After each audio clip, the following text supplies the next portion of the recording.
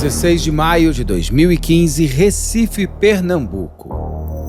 Naquele dia, José Bernardino da Silva Filho, o professor Betinho, foi encontrado sem vida e com vários sinais que indicavam violência bruta. A investigação logo aponta como autor de tudo 2 alunos da escola onde Betinho trabalhava. Para a polícia, não haveria outro caminho para o inquérito. Para os jovens colocados como autores de tudo, o tempo corria e eles precisavam provar sua inocência. Confira a conversa que tive com o Dr. Jorge Wellington, advogado dos 2 alunos de Betinho.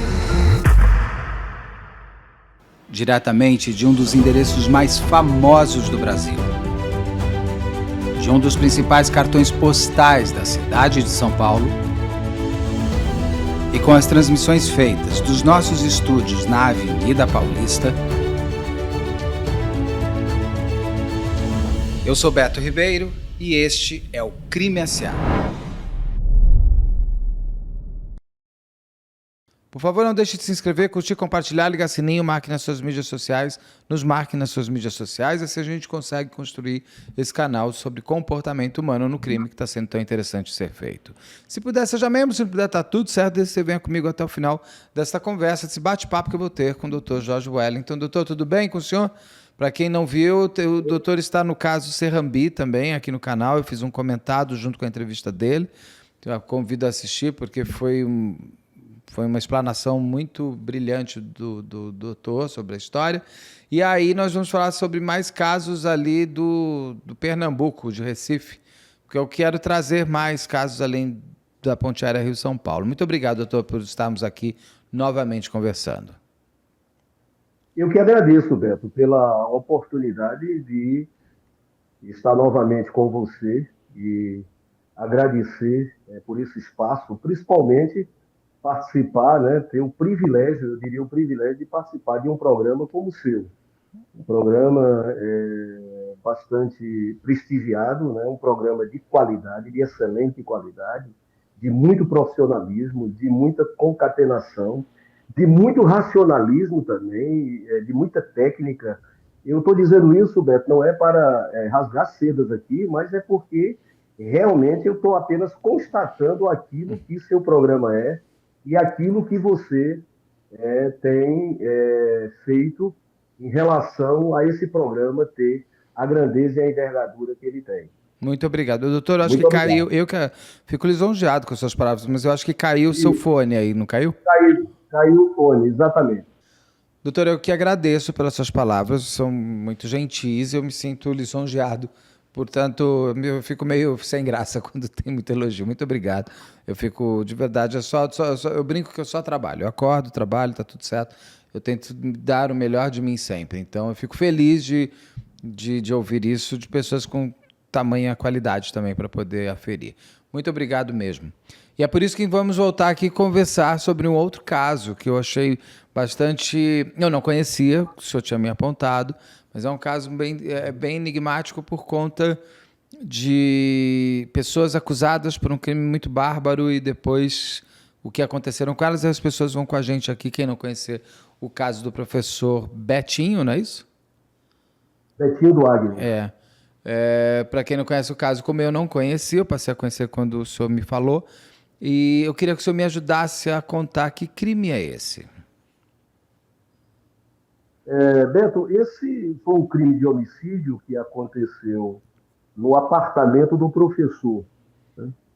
E não se sabe ao certo qual o dia. A gente pela perícia depois, né, pela uma exploração científica de estudo, inclusive isso provocado pela defesa, esse estudo foi provocado pela defesa quando eu ingressei no processo, mostrou-se que provavelmente o professor tenha sido morto entre 24 horas e 36 horas antes de ser encontrado o corpo, o cadáver sem vida, o corpo sem vida.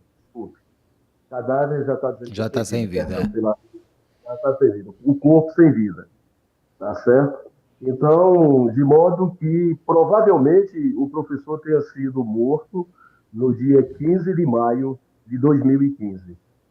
Isso 2015 aconteceu em Recife. em Recife. 2015 não é tão ontem, mas também não é 2003, como é o caso de Serrambi. Isso. Mas o professor, ele era o quê? Era um professor de uma escola importante? Quem era o professor?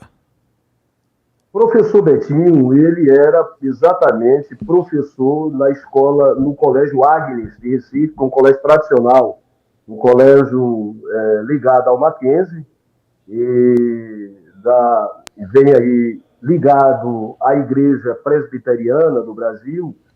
E, na época, quem foi acusado de ter sido mentor intelectual e executor também, mentor intelectual, porque como se ele tivesse feito toda a preparação e seduzido o menor para acompanhá-lo e efetuar a sanha assassina exatamente dentro das dependências do apartamento do professor Betinho. O professor, como eu disse, era professor do Colégio Agnes.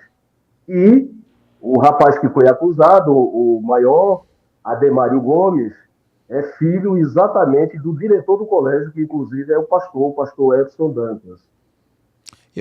Nós não vamos mostrar aqui a foto do acusado, porque ele foi inocentado, já antecipando aqui. Então, em respeito, inclusive, a algo que foi provado que não foi ele, a gente não vai mostrar o rosto, porque às vezes as pessoas confundem, já vão. Ele já. Então, até descobrirmos que ele foi inocentado, eu não quero ir mostrando, não vou mostrar o rosto dele. Então, fica aqui, inclusive, um respeito ao acusado que foi inocentado. Doutor, o professor Betinho, ele tinha relacionamento com os alunos, eu digo numa questão mais íntima, porque porque depois vai parecer que é alguma coisa íntima. Ele tinha o costume de receber alunos na escola, na casa dele? Como que era o professor com relação a essa intimidade com alunos? O que vocês descobriram? Não há, Beto, não há nos autos nenhuma evidência em relação a isso. Absolutamente. Não se tem registro nenhum. Tá. Na investigação, foi que se tentou colocar a presença do acusado e do menor dentro do apartamento do professor. Coisa que os dois sempre negaram, que nunca estiveram no prédio, não sabia nem onde era o prédio, muito menos o apartamento do professor. Né? Então, em relação a isso, ficou consolidado que tanto o acusado como o menor nunca estiveram nesse prédio, nem no apartamento, e também não há evidência de que outros alunos frequentavam o apartamento do professor. Para a gente entender daqui a pouco como que esses dois alunos, inclusive um dos seus clientes, que teria sido acusado inicialmente, vamos para o crime. O corpo do professor é descoberto de que maneira? O corpo do professor, quando houve o contato com a polícia e que a equipe de plantão chegou no local, ela chegou por volta das 21h30 do dia 16 de maio de 2015. O corpo do professor se encontrava em decúbito dorsal e ele sem vida, com lesões exatamente na parte superior do seu corpo, ou seja, na parte frontal, né, com traumatismo craniano. Segundo os peritos, o que foi usado para ceifar a vida do professor foi exatamente o ferro de engomar, o ferro de passar. E esse ferro de passar, um instrumento contundente, né, segundo eles, foi um instrumento usado para ceifar a vida do professor. Isso por volta de 21h30 do dia 16 de maio de 2015, o momento que o corpo foi encontrado. Tá. E aí, desculpa. Não, me continua. Eu ia perguntar, mas... E aí a perícia diz que pelo estado do corpo, né, pela rigidez cadavérica, por todas as circunstâncias, o corpo já se encontrava em estado de putrefação e que provavelmente ele teria sido morto há mais de 20 horas do momento que foi encontrado. Né? Do momento que foi encontrado, os peritos afirmaram isso de forma categórica na perícia, que a morte se deu tinha sido dada, ele tinha ido a óbito há mais de 20 horas. Ou seja, há mais de 20 horas poderia ser entre 24 e 48 horas.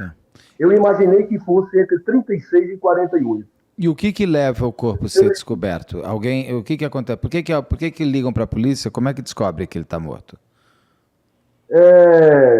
Um vizinho viu a porta bater, né? A porta, que são duas portas, uma interna e uma externa, né? A interna estava aberta, batendo, a externa estava fechada no cadeado. Então o vizinho ouviu a porta bater e interfonou para o síndico. O síndico foi até o local, viu que realmente a porta estava aberta, chamou pelo professor, né? O professor não respondeu, lógico, não poderia, ninguém respondeu, e aí ele chamou a polícia. Entendi. Então eles moravam num prédio. Nesse prédio, esse vizinho ouviu a porta. Esse vizinho ouviu grito, ouviu alguma coisa? Absolutamente. Não viu. Não ouviu. Gritos, não houve gritos. Nem viu nada. O professor, ele era casado, ele era homossexual assumido? Como era o professor? O professor tinha uma vida muito discreta, pelo que se apurou, uma vida muito discreta, mas ele tinha uma vida, ele tinha uma vida, pelos relatos, como eu disse a você, ele usava da discrição. Mas o professor ficou comprovado que ele era homossexual, que isso não é demérito para ninguém. Não, é só para a gente entender a dinâmica da história. É porque a gente tem que ter um certo cuidado, né, claro. Beto, quando dizer isso, exatamente vir a afirmação depois, para que alguém não venha dizer que nós estamos aqui, sim, inclusive, com preconceito, de forma nenhuma. E ele era uma pessoa, e ele era solteiro? Solteiro e uma pessoa maravilhosa, um ser humano maravilhoso, sabe? Todo mundo no colégio gostava dele, inclusive na igreja também, uma pessoa excepcional. Não, é só para desenho de personagem, para a gente ir entendendo, porque eu digo que o canal tem um fator importante, que é o comportamento humano. A gente no lugar da vítima, no lugar do criminoso. Então, assim, até que ponto às vezes a gente se coloca em riscos também e tudo mais.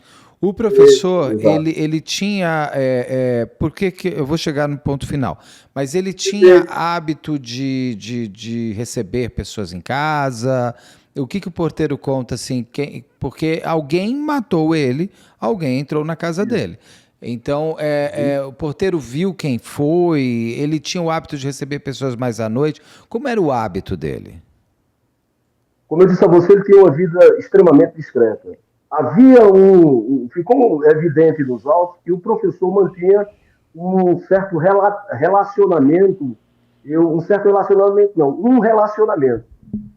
até de certa forma estável com um jovem maior, né, com idade penal do ponto de vista imputável, ou seja, alguém maior e capaz.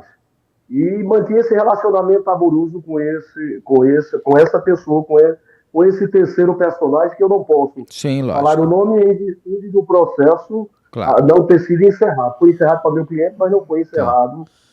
Provavelmente há outras diligências em curso.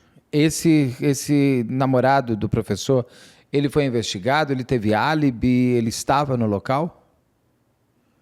Olha, as investigações demonstraram que, pelo que ficou apurado nos autos, ele foi a última pessoa a ser vista no local. Pelo menos é o que se encontra nos autos. Tá. Né? É o que se encontra nos autos. E é interessante que ele esteve no local do crime, né? Exatamente na noite também do sábado.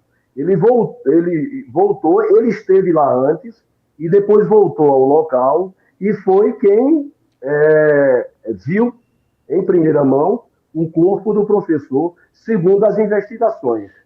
E dali ele já saiu descendo pelas escadas, correndo. Fugiu. Ele não chamou a polícia?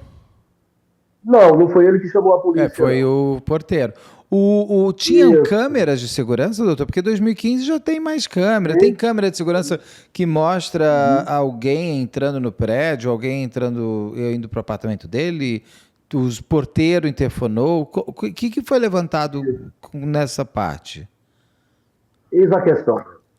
Vamos lá. Eu entrei nesse processo 1 ano e meio depois, quando já estava na finalização, na ultimação da primeira fase do processo, já na fase de alegações finais. Sim. Quando eu fui constituído, eu vi que havia muitas lacunas a serem preenchidas, né? Muitos fios descapados, como diz aqui no jargão popular, né? E muitos vetores que não fechavam, né? Muitos silogismos que não eram silogismos, sim paralogismo, premissas falsas, premissas colocadas como verdadeiras, fazendo comparativo com outra premissa que não se mostrava racionalmente aceitável. E aí, ao invés de eu apresentar as alegações finais, nós fizemos exatamente, passamos um pente fino no processo e fizemos um cipoal de requerimentos ao magistrado, né? Inclusive, um depoimento de um perito contratado pela defesa à época, dizendo que as perícias que se encontravam no processo, especialmente uma perícia papiloscópica que dizia que a digital encontrada na face interna de uma cômoda pertencia exatamente ao acusado e que as digitais encontradas no ferro pertenciam ao menor, né, que inclusive houve uma representação contra esse menor. Mas esse perito disse que aquela perícia papiloscópica ela não tinha substância, conteúdo científico nenhum. Teria sido uma perícia papiloscópica feita por papiloscopista do Instituto Tavares Buiu aqui de Pernambuco, mas que não merecia credibilidade. E isso estava sendo ignorado, né? Então, quando nós assumimos exatamente, verificando exatamente essas falhas. E uma coisa absurda, Beto, que eu detectei, foi a denúncia.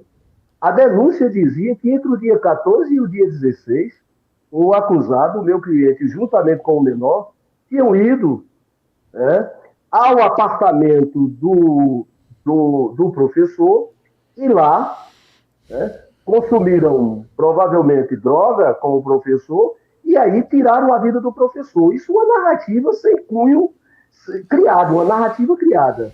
Por quê? Porque não havia câmeras de segurança no prédio, no circuito interno do prédio, sim. Essas imagens nunca foram juntadas no processo. Apesar do requerimento do Ministério Público, apesar da requisição do Ministério Público, apesar de pedidos da defesa, reiterados da defesa, e esse pedido ter sido deferido e o delegado não juntou essas imagens no processo.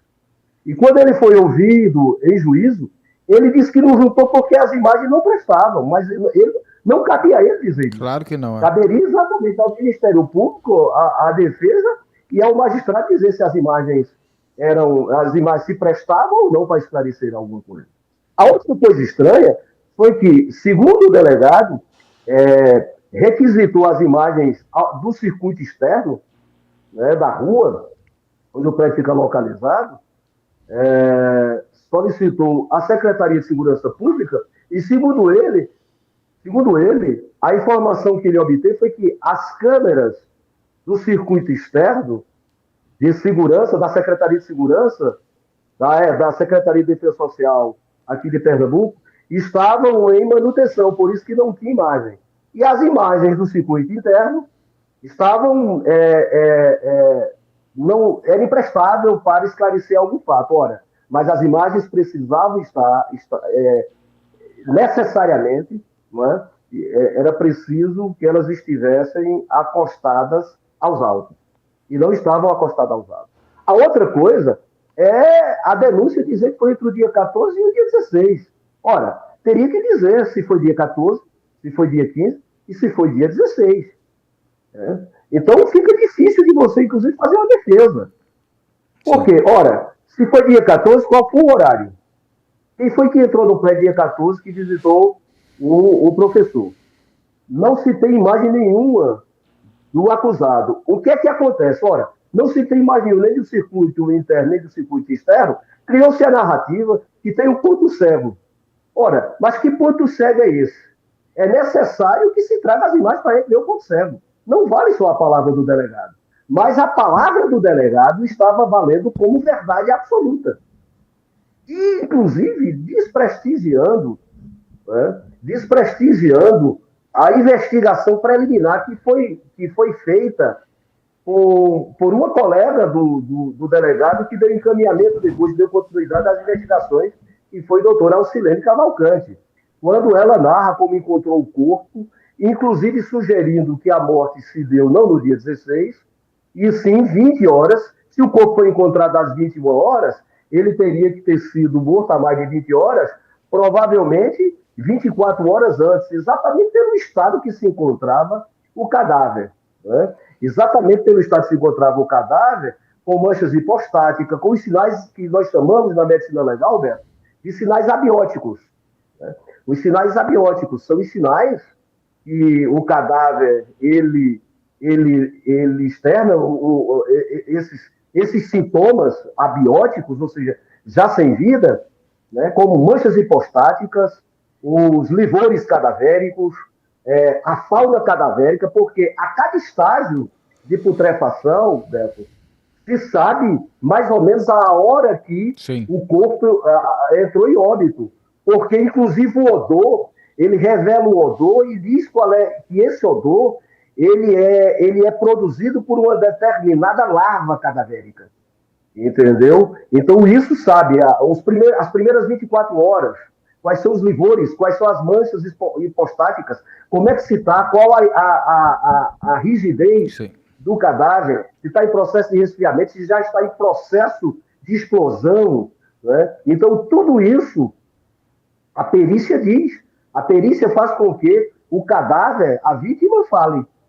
Entendeu? E tudo isso foi ignorado. Então, quando nós assumimos o caso, nós pedimos para que esses médicos legistas, os peritos, não os papiloscopistas, mas todos os peritos envolvidos, inclusive a doutora Alcilene, fosse ouvida, porque ela deu uma linha de investigação. E o delegado que sucedeu a doutora Alcilene, ele deu uma linha de investigação diametralmente oposta. Ou seja, as imagens de câmeras até existiam, mas vocês não chegaram nem a ver elas. Não, eu nunca vi essas imagens. E é um material importantíssimo para acusar ou inocentar, inclusive. A porta estava arrombada do apartamento? Não, de forma nenhuma. Quem entrou no apartamento tinha acesso livre ao apartamento. Ou foi aberta a porta para ele, ou foi convidado. Isso, perfeitamente. O porteiro lembra de ter interfonado alguém para o professor? O único depoimento que se tem é dizendo que essa terceira pessoa tinha estado lá, né, em dias anteriores... Esse namorado dele. Esse namorado dele. Que foi o namorado, inclusive, que juntamente com a polícia encontrou o corpo já sem vida. Né? O porteiro, ele reconhece o seu cliente, o menor? Não, nenhuma testemunha. Como habituê do apartamento, não? De forma nenhuma. Nunca o viu lá. Nem ele, nem o menor. Nem ele, nem o menor. O celular do professor foi periciado para ver se tinha tido mensagem com alguém ou marcado algum encontro de aplicativo sexual, alguma coisa assim? Sim, perfeito. O que acontece? Quando da varredura do local, do levantamento dos vestígios, para se fazer exatamente coletas das provas, a equipe de plantão que esteve lá, que fez toda a perícia do local, inclusive com os papiloscopistas, eles recolheram um celular, inclusive um celular um celular antigo do menor. Foi o que aconteceu. Do menor, para as pessoas entenderem, é porque tem dois acusados, que a gente vai descobrir daqui a pouco. Um que é o seu cliente, com 18 anos, 18 a 19. Tinha mais, acho que já 20 anos. 20 anos. E outro, um menor de idade de 17 anos, que também teria sido arrolado ao crime. Os dois foram inocentados, já. Isso. Tá. Mas daí até lá, tá. Então ele também pegou o celular desse menor de idade, é isso? O que acontece? Esse menor de idade perdeu o celular no colégio. O professor Betinho achou o celular e levou para casa. Por azar do menor, esse celular estava lá com o Betinho. um celular velho, praticamente sem uso. Mas por que o professor levou para casa, não deixou na escola? Veja, o que é que acontece? Se constatou depois que o professor tinha esse relacionamento amoroso que ninguém sabia. Ele levava uma vida dupla. Ninguém sabia. Nem na igreja, nem no colégio, absolutamente. E descobriu-se que esse namorado tinha pedido a ele um celular. E aí eu acho que o professor, ele deduzo, levou esse celular para casa, né? Eu acho que talvez para... Dá de É presente. uma narrativa. Dar de presente. O que é que acontece? O menor, em depoimento, disse, olha, eu nem lembrava desse celular, eu perdi esse celular, porque o que é que acontece? Ele, aqui, lá em Recife, como é uma cidade onde havia, na época, um índice de assalto muito grande, os estudantes andavam com 2 celulares. Eles chamam o meu celular e o do ladrão. Sim, isso tem em São Quando o Paulo. indivíduo vai assaltar, Tem em São Paulo, também isso tem em São Paulo. E ele perdeu esse celular no colégio, ele disse isso, eu perdi esse celular no colégio, não tem nada aí. O que é que acontece? O celular do professor foi periciado, havia mensagens de um professor. Primeiro, o que é que liga o menor ao local do crime? Esse celular. Né? Ligou. Então, o delegado foi por aí, por essa investigação. E do professor, havia uma mensagem em janeiro daquele mesmo ano, 6 meses antes, para o telefone de Ademário, ao telefone do meu cliente, perguntando a ele pelas chaves do apartamento. Mas a mensagem não pedia não falava em Ademário. Dizia, fulano, cadê as chaves do apartamento que você levou? Ele chamava por outro nome. Por outro nome. Por essa terceira pessoa. Ele chamava, por exemplo, eu vou ligar para o José e ao invés de eu pegar o José, eu ligo para o Adolfo e falo, José, cadê? Eu não sei, só que eu mandei para o Adolfo e não para o José. Exatamente. Ele não se referia ao meu cliente, mas o delegado concluiu... Isso foi uma mensagem? Foi um WhatsApp, isso? Foi um WhatsApp. E o seu cliente respondeu para ele? Não, de forma nenhuma, ignorou. É tanto que ele mostrou ao pai, professor fulano está cobrando para mim aqui uma chave do apartamento dele.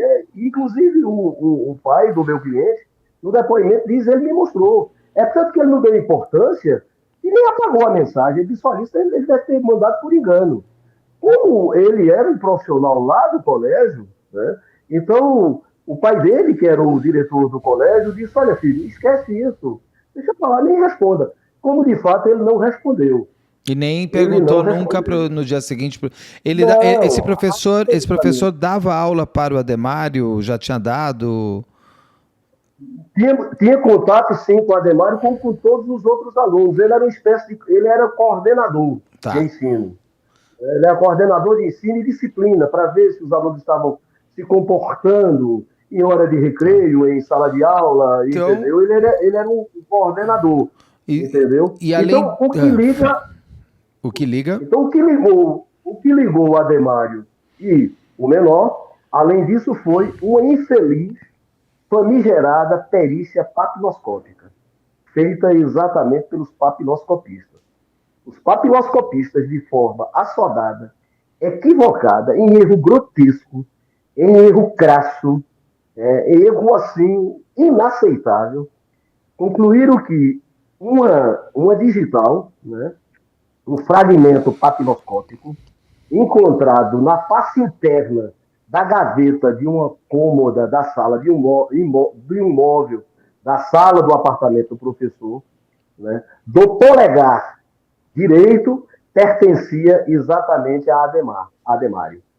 E que todas as digitais, todos os fragmentos papiloscópicos encontrados num ferro de engomar pertenciam ao menor. Por quê? Com essa mensagem encontrada no celular do professor Betinho, essa única mensagem, veja o absurdo, velho, essa única mensagem, né, encontrada Bem como Essa mensagem tinha sido enviada há quanto tempo antes? 6 meses antes, em janeiro de 2015. E não tinha mais nenhuma Né? conversa dele com a Ademário, nem ligação, nem com o menor de idade. Absolutamente. Inclusive, eu indaguei isso ao delegado quando ele foi ouvido, que eu pedi para ele ser ouvido novamente. Ele fosse ouvido novamente. Né? E não havia mensagem do professor para Ademário, não havia mensagem de Ademário para o professor, não havia mensagem do menor no dia do crime, nem antes do crime, do menor para Ademário, nem Ademário para o menor, combinando alguma coisa. Não O havia menor e o mensagem. Ademário se conheciam? Eram amigos? E conheciam, eram colegas de Colegas, colégio. mas não amigos, não se frequentavam. Não, não, absolutamente. Entendeu? Conviviam no colégio. Entendi. Né? Então não tinha ligação E nenhuma entre os três. nenhuma. Absolutamente nenhum. O erro é grotesco, é isso que eu falo para você. É algo assim absurdo, salta aos olhos. A denúncia ela é inepta. Por quê? Primeiro, o seguinte: você precisa especificar de hora. Por quê? Porque o fato ele é fenômeno. O direito ele é fenômeno, ele tem que acontecer. Ele tem que acontecer em determinado momento do tempo, tá certo? E em um local específico. E tem que ter o agente provocador daquele fenômeno, Sim.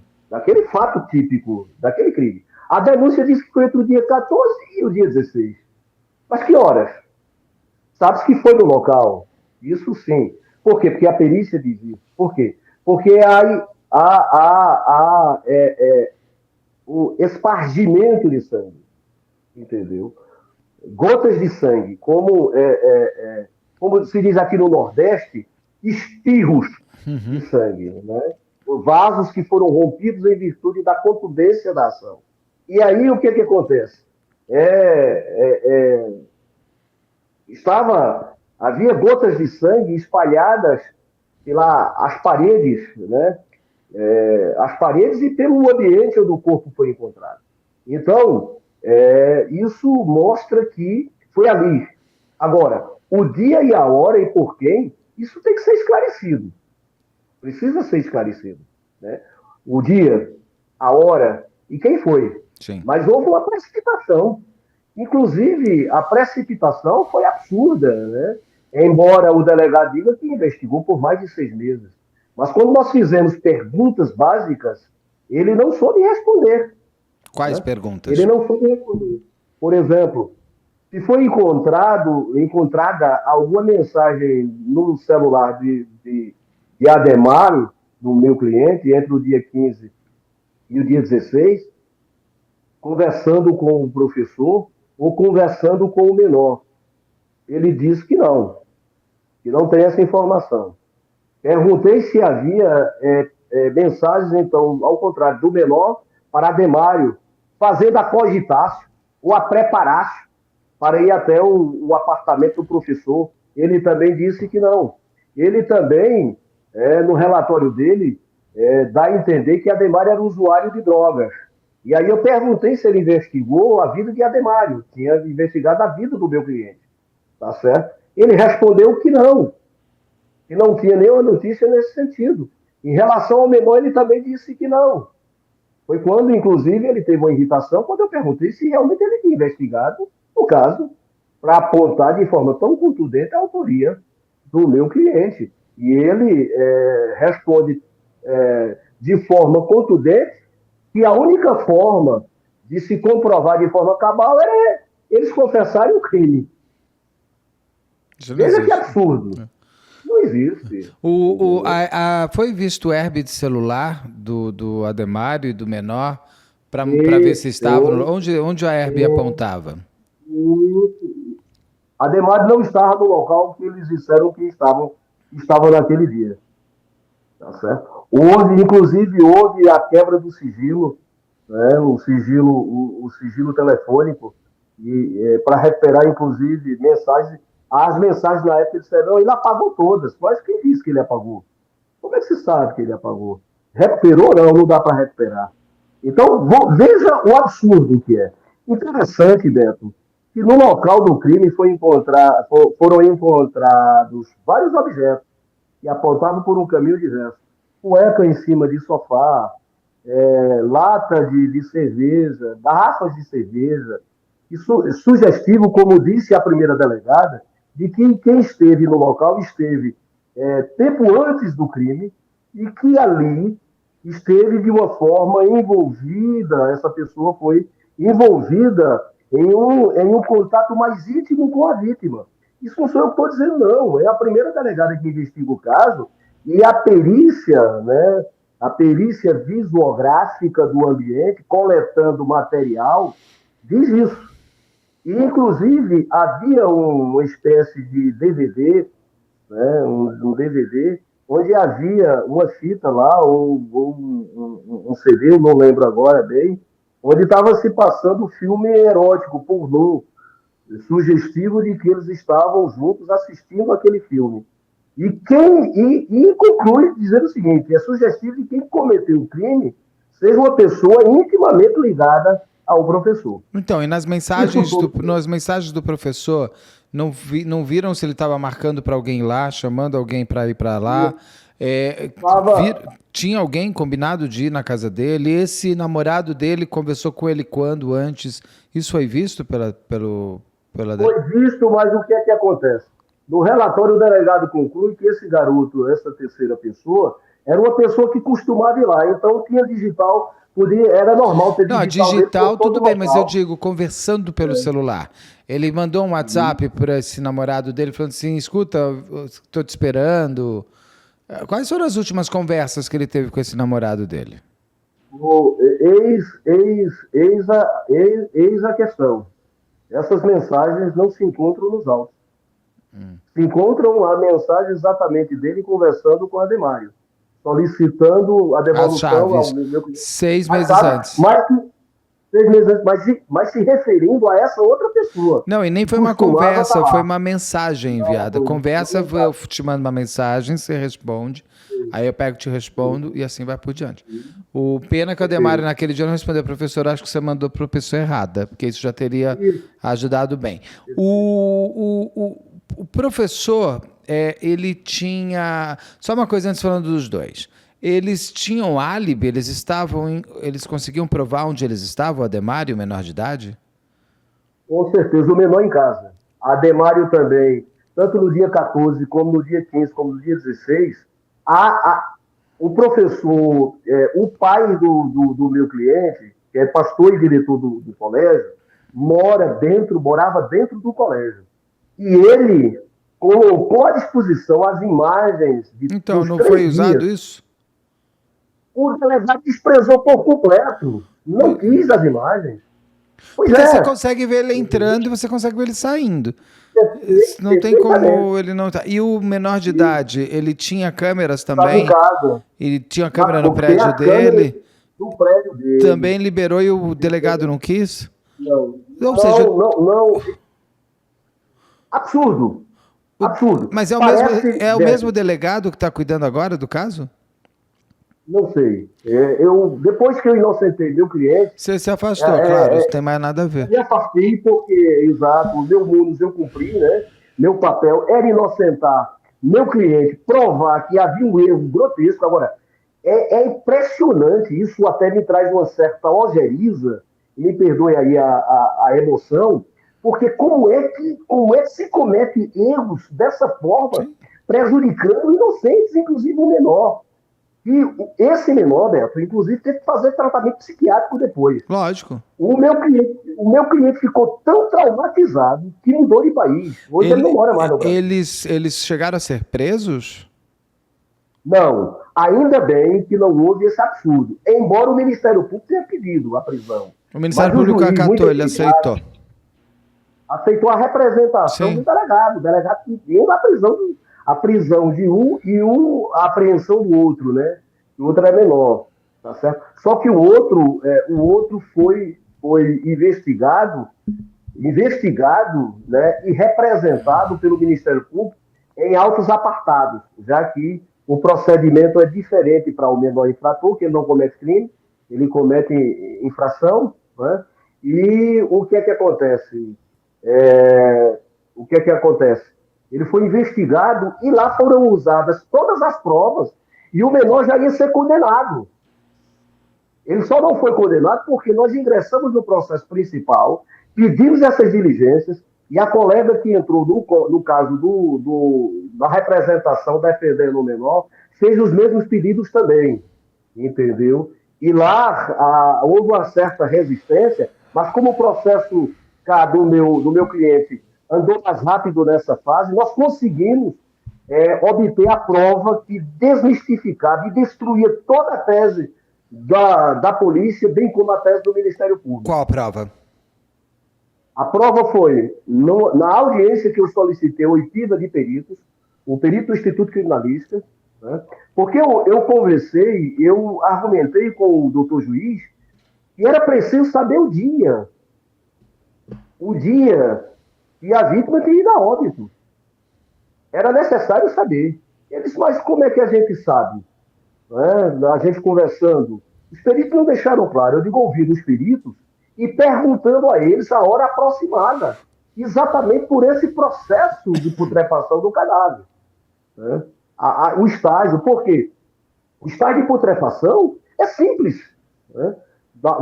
Quando você conhece de forma científica como isso se procede, você só vai fazer um levantamento do ambiente. Se o ambiente é frio e úmido, se o ambiente é frio e seco, se o ambiente é quente e úmido. Então, tudo isso acelera ou diminui o processo, né, de decomposição. Então, tudo isso e lógico, já havia um relatório preliminar, pericial, alegando que ele já estava sem vida há mais de 20 horas, ou seja, o crime já não poderia ter acontecido no dia 16, conforme a denúncia diz. Isso, o Ministério Público não atentou para esse detalhe. Teria que ter acontecido exatamente, pelo menos, 20 horas antes. Se nós formos para 20 horas antes, nós vamos chegar na madrugada do sábado, da sexta para o sábado. Mas provavelmente, se é mais de 20 horas, ou mais de 20 horas, isso pode ser, pelo estágio do cadáver, não foi acima de 72. Isso aí, sem dúvida. Mas pode ter sido entre 24 e 48 horas. Mas aí o que acontece? A perícia não deixa clara como era o ambiente. Se o ambiente era quente e úmido, se o ambiente era quente e seco, se o ambiente era frio e seco, ou frio e úmido, para a gente poder, né, de acordo com a ciência, chegar a uma conclusão de mais ou menos, eu não diria para você, Beto, o horário, mas o turno do dia, com certeza, se saberia. E aí facilitaria a defesa do acusado. Né? Até isso foi difícil. Ora, se foi entre o dia 14 e o dia 16, qual é seu álibi? Eu não sei. Se eu provo que no dia 14... Qual é a hora? Me diga qual é a hora, doutora, ou doutor promotor. E o senhor quer saber? Não, eu quero saber no dia 14, sim, mas você tem que dizer qual é a hora que o senhor quer saber onde eu estava. Então, pronto, ok, você provou que no dia 14 não foi, mas a denúncia diz que pode ter sido no dia 16. Então, no dia 16, prova onde é que você estava. Você tem que dizer a hora. Pois é, veja que denúncia absurda, e uma denúncia dessa foi recepcionada. Por quê? Porque hoje, Beto, infelizmente, no Brasil, há uma produção freudiana, ou fordiana. Estava com Freud, estava lendo freudiana. Eu falei, é uma produção fordiana, ou seja, produzir decisões de forma, não importa a forma como vai ser. Se vai ser uma decisão justa, se injusta, se vai prejudicar alguém, não importa. Isso é absurdo, não pode ser assim. Sim. Isso é inaceitável do ponto de vista do Estado democrático de direito, né, do ponto de vista da ampla defesa, do contraditório. Você tem que garantir, seja quem for, o julgamento justo, o julgamento segundo as regras. Com certeza. Doutor, deixa eu perguntar uma coisa. Essa papiloscopia feita, ela foi revista e comprovada que não eram deles? O que acontece? O pai,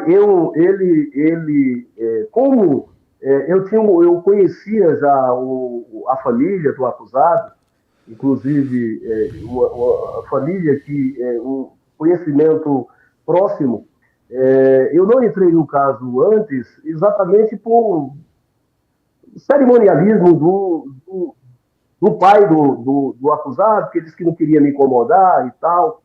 E Eu aconselhei ele já durante, eu digo, então peça para os advogados, colegas lá, que são da sua confiança, pastor, a pedir, contrate um perito independente. E aí ele contratou um perito fantástico, que tinha passado 40 anos no Instituto Criminalística de Pernambuco. E esse perito foi contratado para fazer uma análise da perícia dos papiloscopistas. E ele emitiu um laudo, né, uma perícia que não foi uma perícia no material, e sim na própria perícia, mas ele solicitou o material. Ele primeiro, ele diz, olha, a primeira coisa, o material coletado não tem cadeia de custódia dele. O que é a cadeia de custódia? O registro. Sim. Desde a coleta até o local onde ele ficou albergado. Porque senão posso abrir, mexer e continuar assim. Ele disse não tem cadeia de custódia. Segundo, o material que eles me deram, ele disse, eu analisei, levei para o Instituto de Pernambuco e vi que os sinais, né, os sinais das digitais, as levuras das digitais, eles, os papiloscopistas dizem que coincide 23 itens, outra hora diz que coincide 18 itens, não pode. Ou 18, ou 23, ou 27, tem que bater. Isso está mostrando que essa digital não é do acusado. E aí ele foi ouvido em juízo. E em juízo, né, quando eu pedi, aí o juiz acatou os nossos pedidos, né, de diligência, muito de forma coerente, de forma racional e técnica, ele acatou e determinou a oitiva desse perito. E na oitiva dele, inclusive foi uma luta, porque o Ministério Público não queria de forma nenhuma que isso acontecesse, uma nova perícia. E no final da oitiva dele, ele disse, olha, eu perguntei, o que o senhor conclui? Ele disse, eu concluo que essa perícia aí, ela não tem cunho científico nenhum, ela não se presta para condenar ninguém, e eu duvido que essa digital seja do acusado, pela minha experiência. E eu perguntei a ele, e ele disse que tinha mais de 5 mil casos elucidados, com que ele atuou. E aí houve uma resistência por parte do Ministério Público, dizendo que não haveria necessidade, inclusive questionando a idoneidade do perito, dizendo quanto o senhor recebeu para produzir essa prova. E aí eu me insuflei na hora. E quanto o perito do Instituto recebe para fazer uma prova? Gente, pagamento não significa que você está comprando laudo. Isso, perfeitamente. E aí eu disse, inclusive, que ele não era agente, né? Infelizmente, ele não era membro da Receita Federal para saber. Entendeu? Caberia à Receita Federal, como é que eu queria saber quanto ele recebe, embora esteja no portal da transparência. Eu estou trazendo isso aqui, Beto, para mostrar a dificuldade que nós temos para advogar, muitas vezes. A luta que o advogado faz exatamente para se chegar a uma conclusão. Então, o que é que acontece? No final, eu tive que indagar se o promotor era perito. O senhor é perito? Para dizer que essa perícia dele não serve? Ele disse, não. Mas eu tenho uma perícia aqui dos papiloscopistas. Ele já está dizendo que a perícia não serve. Perguntei ao magistrado, o senhor é perito? Doutor? Ele disse, não. O único perito de nós 4 aqui, que está certo, é ele. O que é que o senhor sugestiona, doutor Adamastor? Ele disse, eu sugestiono que se faça uma nova perícia agora, ou pelo Instituto de Criminalística de Pernambuco, ou pelo Instituto Nacional de Criminalística da Polícia Federal em Brasília, em relação a essa perícia papiloscópica, enviando esses fragmentos que foram colhidos e enviando também o material obtido do menor e do acusado. E aí, o que deu? Esse material, o juiz deferiu o nosso pedido. Depois de muita luta, o juiz deferiu. E tempos depois, pasmem vocês, chegou a perícia do Instituto Criminalística Nacional, o Instituto Nacional de Criminalística da Polícia Federal. Da Polícia Federal. Exatamente dizendo que o fragmento papilar encontrado na face interna do imóvel da sala,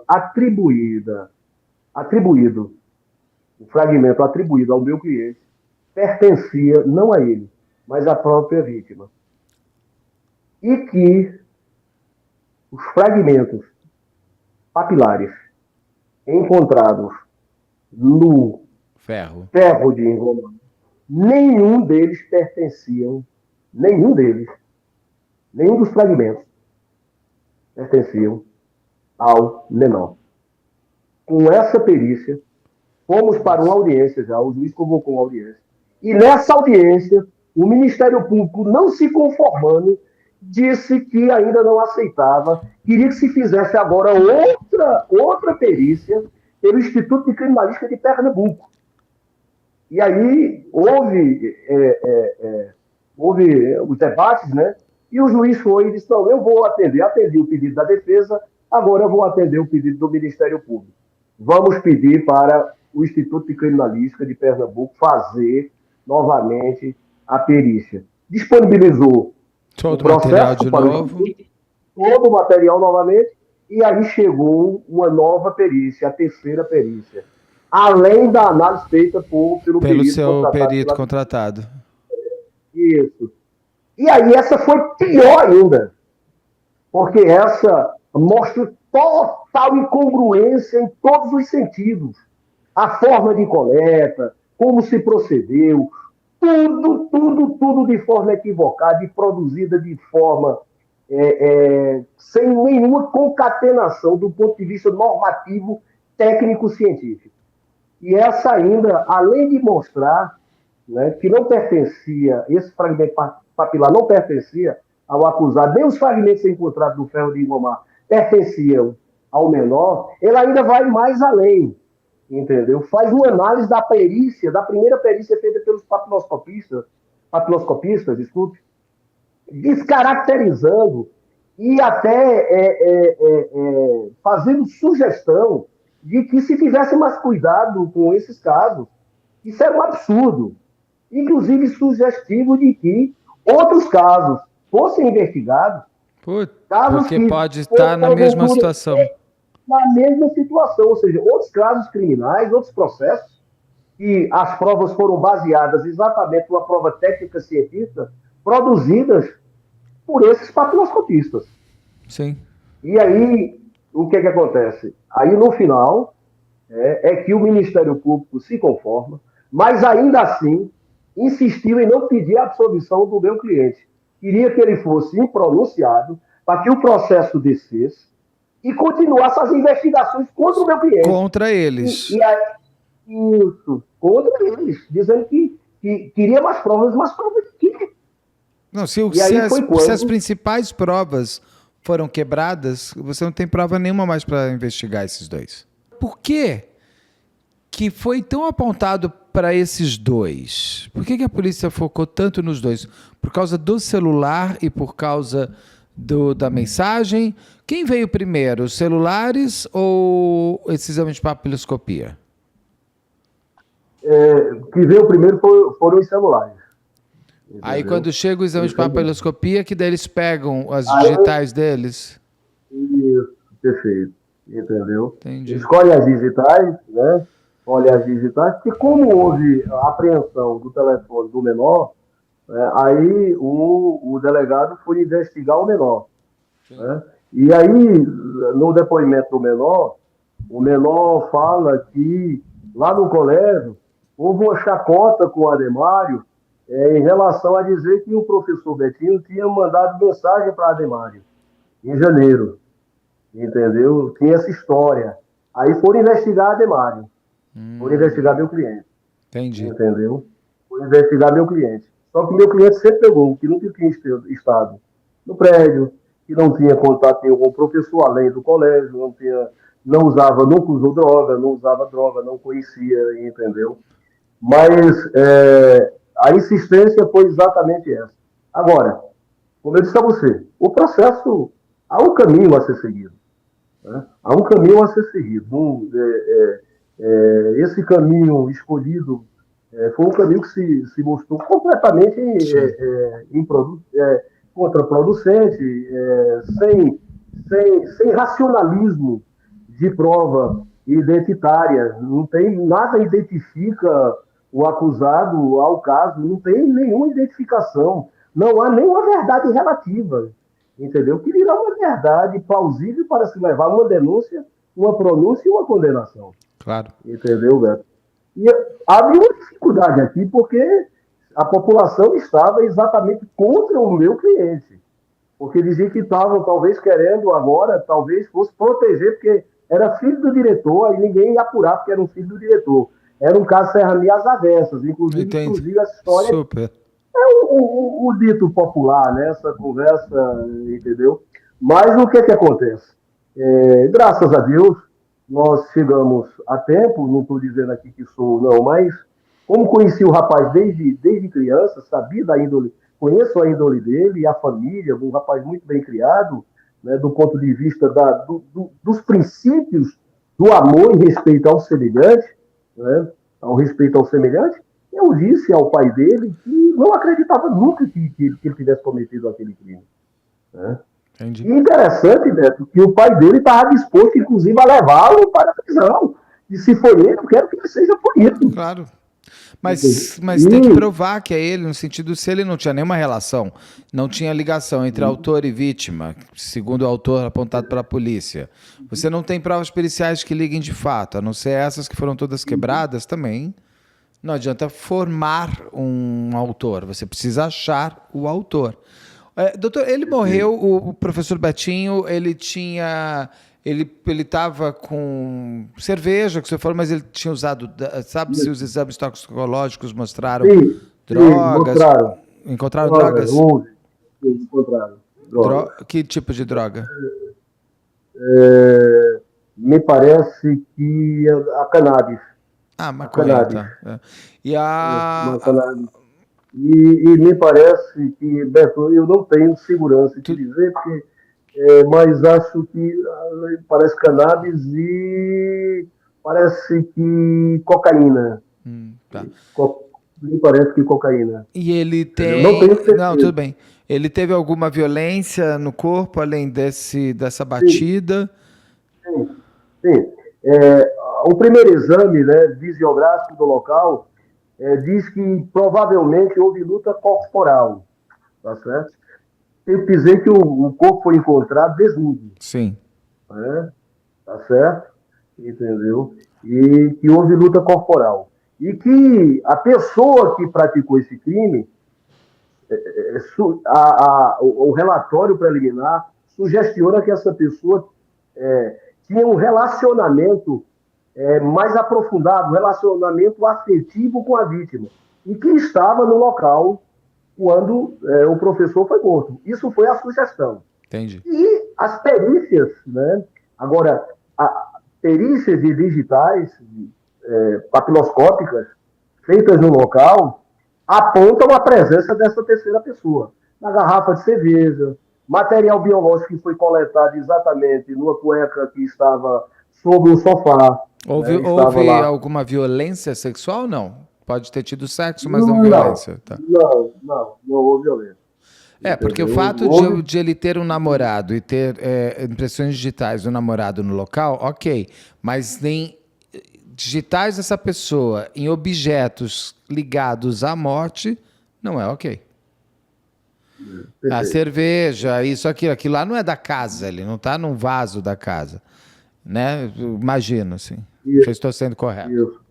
Não, está sendo correto. Agora, não foram feitos, em relação a fazer nova perícia no ferro de engomar, né, no ferro de passar, e fazer o comparativo com fragmentos papilares dessa terceira pessoa, eu não posso te afirmar se houve a posteriori. Eu não sei, até porque eu não sei se essa pessoa está sendo investigada ou se foi investigada. Né? Porque... O que nós provamos é que... Não, desculpe. Não, você, por favor. Eu ia falar que o seu trabalho era inocentar o inocente. O meu cliente. Exatamente, o meu cliente. E não fazer a investigação. Não cabe a mim. Não cabe a mim nem fazer narrativa aqui de suposições, claro, que aí seria leviano da minha parte, eu jamais faria uma coisa dessa. Lógico. Mas assim, o que ficou constatado é tanto que na primeira fase o meu cliente foi absolvido exatamente por estar provado dos autos que não foi ele que praticou aquele crime. Então, o processo voltou para a delegacia tem que voltar para a delegacia e novas investigações e diligências precisam, são necessárias, tá certo? Nossas investigações e diligências para que se esclareça o fato. E aí meu cliente saiu completamente de cena, foi absolvido. O caso é de 2015. Caso é de 2015. Perfeito. O seu cliente foi inocentado em 2019? 2017, 2018. 2017. Então, desde então, ele já foi transitado julgado, ele já não pode nem mais ser investigado por esse caso. Não, Desde então, o crime voltou para essa linha de investigação, linha não, para a mesa lá de alguém que vai investigar, e ele não há nada novo. Assim, pelo que eu procurei, não saiu nada na imprensa ainda sobre esse caso, mais. Não, ou seja, o meu cliente foi absolvido, só que o processo não morreu. É diferente do caso Serrambi. O processo está vivo. O processo está vivo. Porque, como o meu cliente foi absolvido ainda na primeira fase, né, ele não foi pronunciado, ele foi absolvido. Se ele tivesse sido pronunciado, haveria diligências efetuadas em busca de novas provas para novamente trazer ao conhecimento, ao crivo do Judiciário, do Ministério Público e da Defesa, que haviam provas não esclarecidas, que não tinham sido trazidas à luz e que agora eram suficientes para pronunciar ele. Não é o caso, porque como ele foi absolvido, não tem mais o que se fazer. Né? Mas, como foi na primeira fase, o processo não morreu. O dos combeiros é diferente. Né? Sim. Estou trazendo os combeiros que ficou diferente. Os combeiros, para quem não viu, os combeiros está ligado ao caso Serrambi. Aqui no canal tem um vasto material, mas tem um muito interessante que eu fiz um comentário usando inclusive a entrevista do Dr. Jorge Wellington, que inclusive inocentou os combeiros. Isso. Então, os combeiros, no caso Serrambi é diferente, porque os meus clientes, no caso Serrambi, foram pronunciados, ultrapassou-se a primeira fase, eles foram se submeter a um julgamento popular, foram inocentados pelo crivo popular, pelo Tribunal Democrático. Depois, essa decisão foi confirmada pelo TJ de Pernambuco e depois ratificada, né, por unanimidade pelo STJ. Então, esse morreu o processo. O processo foi morto. Acabou o processo. Entendi. Não cabe nem investigações contra quem quer que seja. Mas no caso de Betinho Duarte, não, há uma diferença. Porque o meu cliente foi absolvido porque ficou provado que ele não teve nenhuma participação e, aliás, ficou provado que ele não cometeu crime. As provas apontam exatamente para a inocência completa dele e do menor, né, na época, tido como partícipe desse horrendo crime. E é uma então, pena, esse processo voltou. E é uma pena porque se ficou muito em cima de uma narrativa mentirosa tentando condenar pessoas inocentes e o crime em si não foi investigado. E aí a gente sabe, quanto mais distante se fica do crime, mais complexo é de você reinvestigar isso é verdade. E encontrar. Mas temos as imagens, essas imagens devem estar lá na perícia, deve estar aí na perícia, as imagens de segurança do prédio, do Betinho. Olha, nos autos elas não estão. Então não dá, gente, você tinha as imagens... Até o tempo que eu atuei no processo, não existia. Essas imagens não foram passadas. Tristeza ouvir isso, porque quando você não tem imagem, isso aquilo é uma coisa que você tem e não usa, você fala, mas por que, Jesus? Isso. Então, o que sirva de exemplo. Quantos casos nesse país, nesse nosso país, não estão nessa situação? Cria-se uma narrativa que acusa alguém, pega-se uma prova de forma assodada, uma perícia, não, mas a perícia é incontestável. Cria uma comoção social, porque joga na imprensa. Execra uma pessoa, né? Coloca essa pessoa ao tribunal, né, da turba ululante extra-autos, né? E aí essa pessoa é destruída na sua imagem, e para recuperar isso. Agora, quem fez isso? Um agente estatal, ou agentes estatais. Foram vários aí, então, né? Foi da polícia até... Polícia, perito, inclusive, Beto, Os peritos depois fizeram um ofício ao Ministério Público, os papiloscopistas, né, que erraram, fizeram um ofício ao Ministério Público pedindo desculpas pelo erro. Sim. Pedindo desculpas pelo erro. Né? Foi aberto um procedimento disciplinar contra eles, mas o processo administrativo durante 5 anos tem que ter uma decisão, não houve decisão, foi prescrito. Tá certo. Eles não foram punidos, eu nem... talvez estejam até ainda fazendo perícia e só Deus sabe como estão essas perícias, com todo respeito. É verdade. E fica... Eu nem vou entrar muito mais no crime. Eu queria saber se roubaram coisa do Betinho, se não roubaram, porque também não é o seu caso de investigar. Se poderia ter levado alguma coisa. Isso até as câmeras mostrariam. Uma pessoa descendo com mala, descendo com coisa, descendo com objetos do professor. Mas fica aqui para aguardarmos se um dia terminar essa investigação. Talvez seja daqueles cold cases que a gente nunca vai saber o que realmente aconteceu. Eu sugeria, se você tiver interesse, né, você entrevistar o próprio delegado, a promotora que fez a denúncia. Sim. Então, não, aqui o canal está sempre aberto para as pessoas poderem falar. Pode ser que eles tragam aí novos elementos. Alguma linha de investigação, né? O que não pode um fato. A materialidade do crime está comprovada. Não pode criar o autor, né? O autor, você tem que encontrar o autor, não criar um autor. O autor, não. Você precisa encontrar, né, aquele indivíduo que fez a ruptura do pacto social. Sim. Aquele indivíduo que provocou aquele fato. Exatamente. E não criar. Ou seja, interessante, Beto. Deixa eu trazer aqui para você uma frase, né, de um grande criminalista, um doutrinador, professor Roque de Brito Alves, que infelizmente perdemos ele na pandemia, com mais de 90 anos. O professor Roque de Brito Alves, ele, um grande doutrinador de direito penal mundial, Klaus Roxen, entendeu? Menciona ele, inclusive, nos seus livros. Professor, você disse isso, achei interessante como encaixou no que dizia o professor Roque de Brito Alves. Está me ouvindo, amigo? Estou ouvindo, não caiu. Não caiu.